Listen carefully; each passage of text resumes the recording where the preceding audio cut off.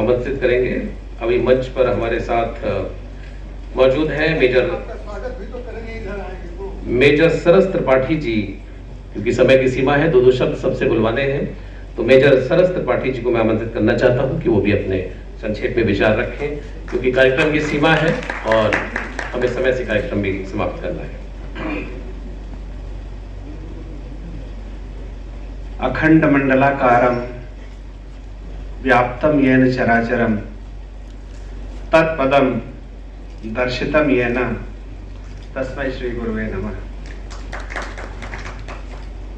चर अचर दृश्य अदृश्य जिसकी कृपा से हम समझ पाते हैं, देख पाते हैं, उसके चरणों में मेरा वंदन है। मैं समझ नहीं पा रहा हूं कि इतने बड़े बड़े विद्वानों के बोलने के बाद मैं क्या बोलूं।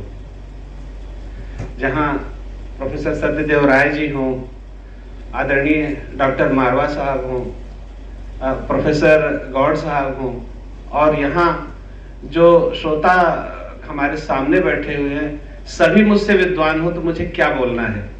बड़े धर्म संकट का विषय है। उम्र में भी मैं सबसे छोटा हूं जहां तक मुझे अनुमान है, लेकिन मुझे प्रोफेसर सत्यदेव राय जी का बहुत आशीर्वाद प्राप्त है और बहुत मुझे स्नेह देते हैं। सम्मान तो मैं नहीं कहूंगा, उसके मैं योग्य नहीं हूं, लेकिन सम्मान भी देते हैं। तो मैं अपनी दो बात जरूर कहूंगा।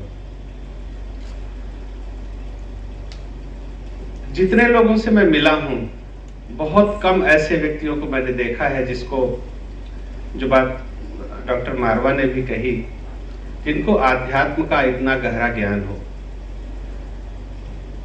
और डॉक्टर गौड़ साहब ने ये बात कही, चूंकि मैं दर्शन शास्त्र का विद्यार्थी था, दर्शन शास्त्र में मैंने एमए किया प्रयाग विश्वविद्यालय से, तो मैं थोड़ा थोड़ा इनकी बातों को थोड़ा थोड़ा ही कहूंगा समझता हूं।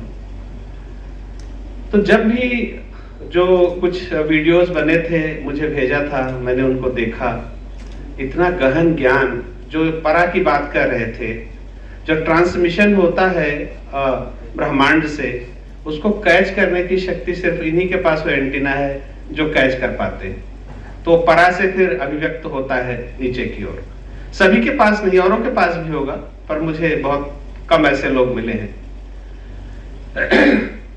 भगवद गीता के विषय में, जिस पर आपका बहुत, जैसे बोलते हैं वेदांत, जो वेद के अंत में आए, अभी प्रोफेसर गौड़ भी बोल रहे थे, बहुत अच्छी बात कही कि जहां तर्क समाप्त हो जाते हैं वहां पे विवेक का उदय होता है, और विवेक में तर्क नहीं होते हैं। भगवान श्री कृष्ण इसीलिए आखिर में सारा कुछ कर्म ज्ञान का उपदेश देने के बाद क्या कहते हैं कि श्लोक आता है, मन मनाभव मद भक्तो मद्याजी माम नमस्कुरु मामे वैश्य सत्यम ते प्रतिजाने प्रियोसि में सर्वधर्मान परित्यज्य मामेकम शरणं व्रज अहम त्वा सर्व पापेभ्यो मोक्षयिष्यामि मा शुचः। कि मैं, हे अर्जुन, मैं तुम्हें ये बता रहा हूं कि सर्वधर्मान परित्यज्य, सभी धर्मों का त्याग करो। अगर तुम कंफ्यूज्ड हो गए हो, अभी भी कुछ समझ नहीं आ रहा है, सर्वधर्मान परित्यज्य मामेकम शरणं व्रज, मेरे शरण में आ जाओ। अहम त्वा सर्व पापेभ्यो, तुमको मैं सभी पापों से, अहम त्वा सर्व पापेभ्यो मोक्षयिष्यामि मा शुचः, तुम मेरे प्रिय हो, सच कह रहा हूं, सब पापों से तुम्हें मुक्त कर दूंगा।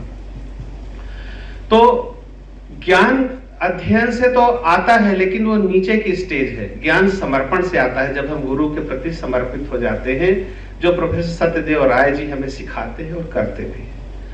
ज्ञान प्राप्त करना है तो समर्पण आवश्यक है, विवेक प्राप्त करना है तो समर्पण आवश्यक है। समर्पण हर तरह का, जहां आपको ज्ञान का घमंड ना हो कि हमें आता है, यह विदः सह न विदः, यह न विदः सह विदः। जो जानता है वो नहीं जानता असल में, क्योंकि ज्ञान बहुत है, और जो कहता है मैं नहीं जानता वही जानता है। अब यहाँ संस्कृत के इतने बड़े बड़े विद्वान हैं, संस्कृत का मेरा अध्ययन बहुत थोड़ा है, बहुत छोटा है, गलती हो जाए तो प्रोफेसर साहब प्रोफेसर डॉक्टर गौड़ साहब से प्रार्थना करूंगा कि हमें क्षमा करेंगे। तो जब जो भी पुस्तक में लिखा गया, जो कुछ भी वीडियोस बनाए जा रहे हैं प्रोफेसर सत्यदेव राय जी के, हम कहते हैं सबको देखना चाहिए। जब आप उन्हें देखेंगे आपको एक नई दृष्टि प्राप्त होगी। जिस तरह से उन्होंने चीजों का विश्लेषण किया है वो बहुत ही अद्भुत है। और एक व्यष्टि से समष्टि की ओर बढ़ने का और पिंड से ब्रह्मांड की ओर बढ़ने का जो हमारे ऋषियों मुनियों ने ज्ञान दिया है वो आपको उसमें प्राप्त होगा। अब एक बात और इनके कहूंगा, इनके जो एनर्जी लेवल है, ऊर्जा का जो स्तर है अभी भी बिल्कुल मुझे तो लगता है कि नौजवान से बहुत ज्यादा है। अब ये कितना कैसे कर लेते हैं, संगीत में भी है, कथावाचन में भी है, रक्षा के विषय में भी इतना गहरा ज्ञान है। वहां पे आप सीनियर ऑफिसर रहे और मैं सेनाधिकारी था, उस विषय पे भी बात होती है, मैं पाता हूं कितना विशद ज्ञान है। और फिर भी उसके बाद इस उम्र में भी ये पूरे समय एक्टिव रहते हैं, सक्रिय रहते हैं। तो कई बार मैं सोचा कि एक दो बार मेरी बात हुई तो मुझे कहा कि इस कार्यक्रम में आना है, इसके पीछे भी कार्यक्रम थे और ये बात कहते थे कि जब अब हम तो अस्ताचलगामी हैं, जैसे सूर्य संसार को प्रकाशित करने के बाद दूसरे संसार को प्रकाशित करने के लिए चला जाता है तो इधर तो सूर्य रहता नहीं, फिर अंधेरा हो जाता है। तो जो छोटे छोटे दीपक होते हैं उनका कर्तव्य होता है कि वो वहां जल उठे और जहां भी है वहां प्रकाशित करें। तो उसी तरह से हमें डायरेक्टली इनडायरेक्टली समझाते हैं कि जब तक हम हैं तब तक तो यह है, आगे कौन बढ़ाएगा, आप लोगों को आना है, इसलिए कार्यक्रम में आओ और आगे बढ़ाओ। हमारे ग्रंथों में एक बड़ी महान कथा आती है और भारतीय संस्कृति इसीलिए इतनी महान है। आप देखिए किसी धर्म में बताया जाता है कि जो हमारे धर्म का मानने वाला है वो उसकी मदद करो, किसी में बताया जाता है मानव मात्र की मदद करो। हमारा धर्म इतना महान है, उसका एक उदाहरण दे रहा हूं जो दृष्टि प्रोफेसर सत्यदेव राय जी में है, जिसकी वो विशद व्याख्या करते हैं। एक कहानी आती है, एक राजा हुए महाराज रंतिदेव। बस 2 मिनट में बात खत्म करूंगा, मैं ज्यादा नहीं बोलने का मौका भी नहीं, बड़े विद्वान लोग बैठे हैं। महाराज रंतिदेव की एक कहानी आती है और वो बहुत बड़ी तपस्या करते हैं। अधिकतर लोग जानते होंगे, खासतौर से यहाँ विद्वज्जन तो सब जानते ही। बहुत तपस्या करते हैं तो भगवान प्रकट होते हैं, बोलते हैं बताओ तुम्हें क्या चाहिए, इतनी महान तपस्या की है तो क्या चाहते हो। तो बोलते, वो चुप रहते हैं तो बोलते हैं बताओ क्या चाहिए, स्वर्ग चाहिए? बोले नहीं।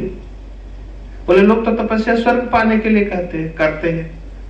बोले नहीं। बोले उससे ऊपर की एक श्रेणी है अपवर्ग, यानी मोक्ष, जिसमें जन्म मृत्यु का बंधन खत्म हो जाता है, फिर वो चाहते हो? बोले नहीं। फिर क्या चाहिए? राज्य चाहते हो, राजा बनना चाहते हो? बोले नहीं। बोले फिर चाहते क्या हो? तो एक श्लोक बोलते हैं, ना तो हम कामये राज्यम ना स्वर्गम ना पुनर्भवम कामये दुख तप्ता नाम प्राणी नाम आर्त नाशनम। हे प्रभु, मुझे न स्वर्ग चाहिए न अपवर्ग चाहिए, मुझे मोक्ष नहीं चाहिए, मुझे राज्य नहीं चाहिए। मेरी ये एक ही अभिलाषा है कि इस धरती पर जितने जीव मात्र हैं, मनुष्य नहीं जीव मात्र, सभी के कष्टों का विनाश हो जाए। ये हमारी संस्कृति है और इसी को प्रोफेसर सत्यदेव राय जी आगे बढ़ा रहे हैं, जो मानवता ही नहीं जीव मात्र के कष्ट के निवारण का दर्शन रखता है। इन्हीं शब्दों के साथ मैं अपनी बात खत्म करूंगा। एक उर्दू में शेर कहूंगा इनके व्यक्तित्व पर कि कहें तो कहें, करें तो करें, कैसे उसके कद का अंदाजा है तो वह आसमां, लेकिन सिर झुका के चलता है। धन्यवाद।